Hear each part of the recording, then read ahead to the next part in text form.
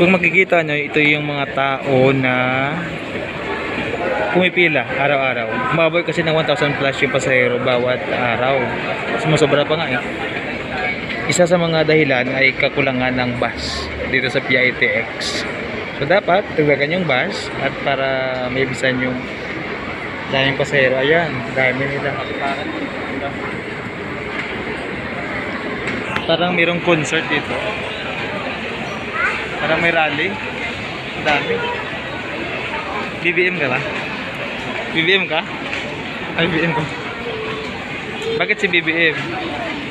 Kasi yung taga-Samar ako. Ha? Taga-Samar. Sa San Juanito. Hindi ka ba natakot? Baka pag mansyal mo, hindi ka natakot. BBM Sara ka? Marcos talaga. Maragos ko talaga. Yung nakatambay ka dyan, tikitin po. Tapos na